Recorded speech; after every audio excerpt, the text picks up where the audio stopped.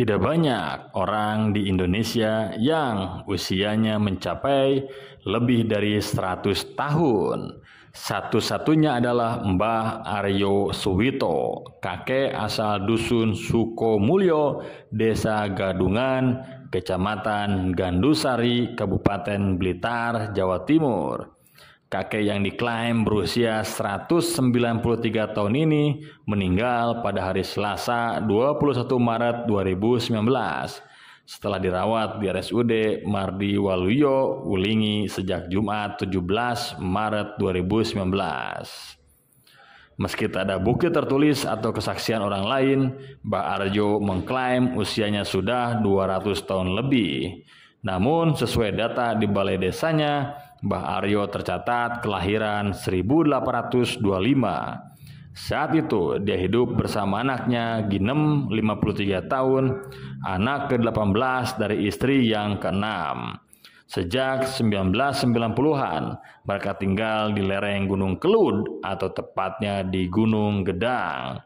Dari puncak Gunung Kelud itu, tempat tinggal Mbah Aryo berjarak sekitar 10 km. Tidak mudah untuk menuju lokasi karena jalannya cukup sulit dan harus melalui perkebunan pohon karet yang masuk wilayah perhutani. Untuk menuju tempat tinggal Mbah Aryo hanya bisa ditempuh dengan sepeda motor yang sudah dimodifikasi seperti trail.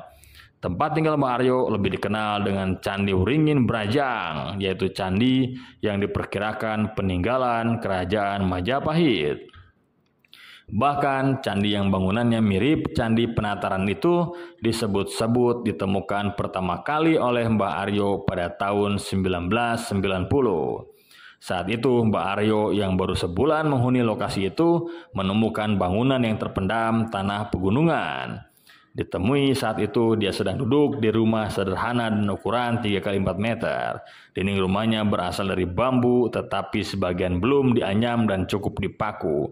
Atapnya terbuat dari alang-alang bercampur jerami.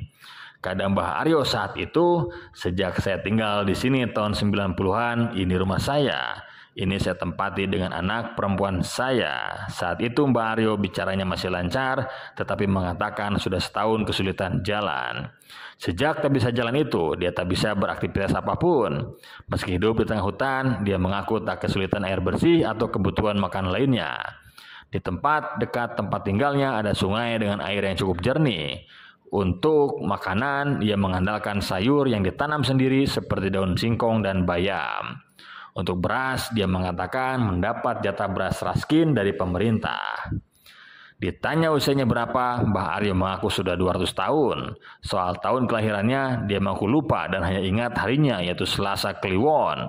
Dia kelahiran Desa Gadungan yang berjarak sekitar 8 km dari tempatnya sekarang ini. Kalau dikait-kaitan dengan peristiwa zaman dulu soal masa kecil dia sudah lupa. Namun ketika zaman penjajahan Jepang, dia sudah beristri yang ke-6. Sebab dia mengaku kelima istri dia meninggal dunia sehingga dia menikah lagi dan dapat istri orang Ponorogo namanya Suminem. Dia meninggal dunia ketika Indonesia merdeka.